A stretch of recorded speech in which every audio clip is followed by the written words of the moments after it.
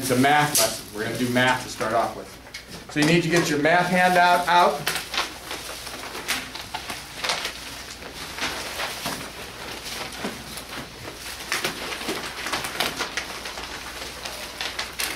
Now I mentioned on one of our explanation sheets that we would do some of the questions in class because they were especially complicated, difficult to put on an explanation sheet of the kind that I gave you.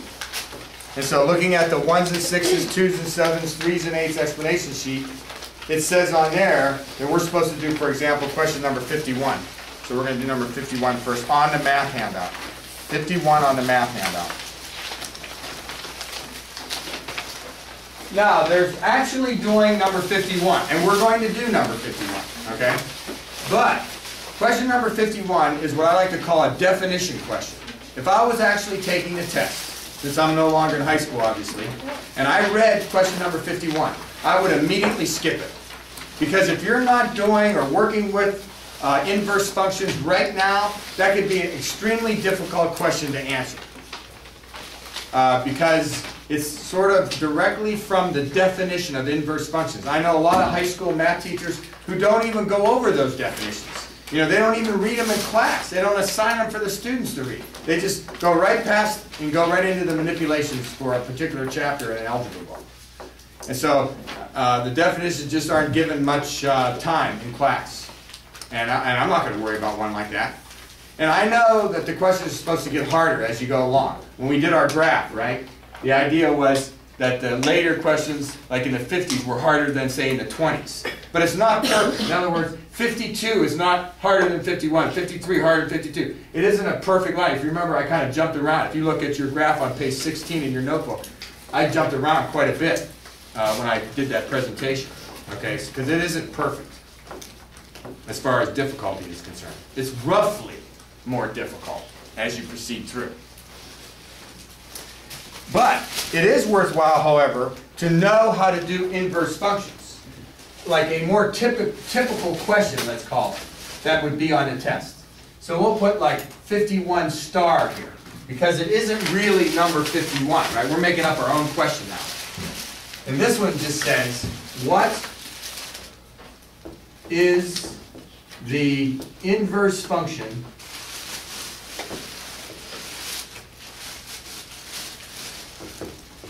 of g of x equals 3x plus 4. This is a much more common question on the test, having to do with inverse functions. Okay? Much more common. And you're supposed to remember the steps that you use to do a question like this. What's the first thing you do? What do people have you do first? You substitute y for the name of the function. Now do you remember? So that's what you do first, okay? So or they call it renaming. Rename the function y. So you put in y for g of x. You write y equals 3x plus 4. And by the way, you're not going to have room on the math handout to put all the stuff that I might write on the board with these special questions that I wanted to do in class. So you should have your notebook open to page, let's see, 16 was our graph, 17, 18, 19 maybe you used for trigonometry. The page after the trigonometry, you should have that open. So in case you need to write more stuff, you can do it.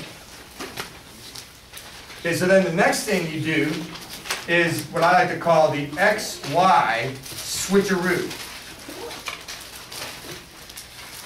The XY switcheroo. Wherever there's X, you put Y. Wherever there's Y, you put X.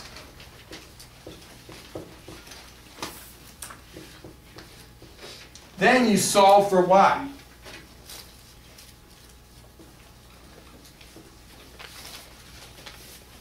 So subtract 4 from both sides. Get x minus 4 on the left. Divide by 3, right?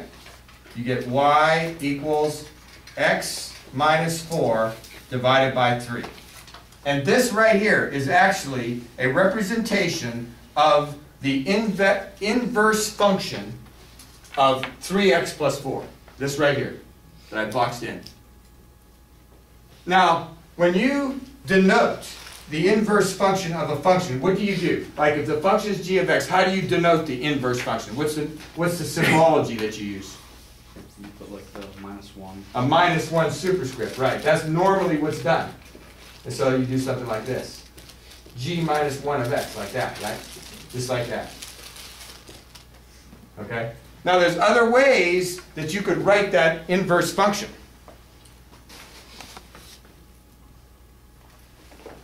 Since the original function was in slope-intercept form, I'm going to write it like that, okay? Like this. X over 3 minus 4 over 3. So you might like that better. In other words, this is equivalent mathematically to this one. Or they might write it like this. 1/3 with x like that minus 4. Now I don't particularly like this way of writing it because what happens with students who are new to algebra especially is they don't know where the x is. Is the x in the numerator? Is the x in the denominator? It gets confusing. The idea of writing it like this, though, is to emphasize the slope as 1/3. Over here, you got to think, okay, there's a 1 in front of that x, so it's 1/3 foot. Over here, you don't. It's obvious it's 1/3. So in other words, this also would be an acceptable way of writing the inverse function of our original equation, g of x, just like that. Now, in the answer choices, they can't have more than one of these, right? Either this one, or this one. Any of these three, you should be comfortable with picking out one of these three as the answer. Now, that question right there, that kind of question, I've seen over and over and over again on the test. So that is worth you knowing. Like that easier trig that we went over last week, right? That is worth knowing. Now let's do number 51, the actual number 51 in our handout.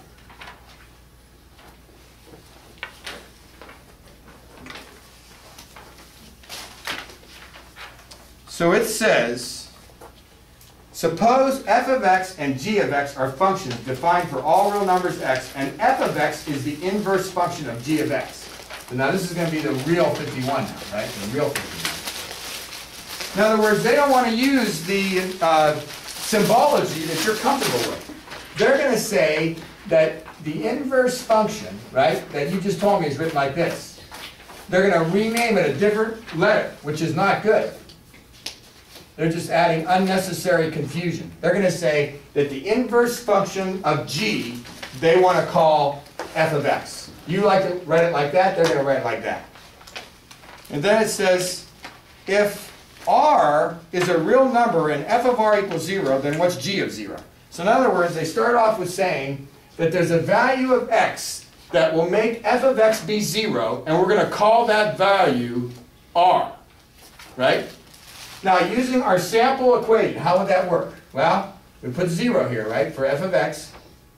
And then we want to solve for the value of x that would make f of x be 0. So we could use any of the three that we boxed in, which were equivalent representations of our inverse function, of our sample equation, right?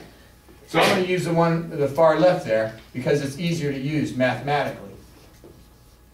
Just like that. So I'm going to multiply both sides by 3, right?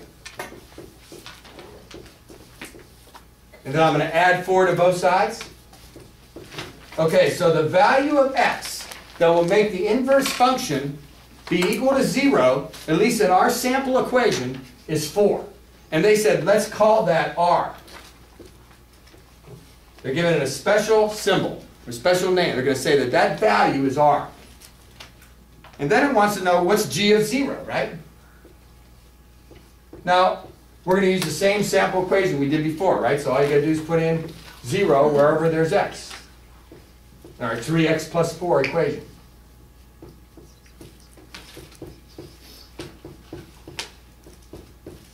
Voila! So we get 4 again, which, in this particular question, they're calling r. So that's why the answer to number 51 is r. Now that would be the way of working it out using our sample equation. And that's what I would have had to do. I haven't had inverse function stuff for a long time. I wouldn't be able to answer that question. As I explained a few minutes ago, I would skip it. If I was actually taking this math test, I would skip number 51 because I know I'm probably going to be able to do many of the ones after that. 52, 53, maybe 56, 57. I'll be able to do some of those. I may not be able to do number 51, but I'm skipping it. I'm not going to waste a lot of time on that. I'm not going to invent my own equation and figure out the inverse function and go through all this work. You got to be kidding. I'm not going to do that. I'm just doing that now because I wanted to explain it to you. So if you're doing inverse functions right now, you might have been able to answer that question immediately. Because you're supposed to know that, in this case here, right? We'll put g of x over here. With the g of x function, right? If you have an ordered pair, okay, where the value of the x, right, the value of the x is going to give you that value for g of x, right, which they call r. And then you're supposed to know then that the inverse function, the same ordered pair, the same what they call like corresponding point, okay, would have r here and 0 here. See, it would be the value of x that would make the inverse function be 0. Get it? So you're supposed to understand from your knowledge of inverse function that you have like a crisscross effect here going on. And so maybe you could do it immediately. I couldn't do it immediately, but maybe you could, if you remember this crisscross effect from your study of inverse functions. So let's say, for example, in another case, right, let's say the x value was 3, and this was 9. It would be 3, 9. And what would this be? 9, 3, right? You crisscross them. Okay? So if you're doing inverse functions right now, you should have been able to do it right away. But if not, you could do it by coming up with a sample equation like I did. But I'm not too concerned about that question. I do, however, want you to know how to do this kind of question over here, because that one I see all the time on tests. Any question about number 51? You have to realize when you're kind of like over your head on a problem, whatever kind it is, and you're going to say to yourself, I'm just skipping this for now. Boy, you got to do that quick. You don't want to like spend 2 minutes on something and then not get the answer anyway. Guess on it anyway.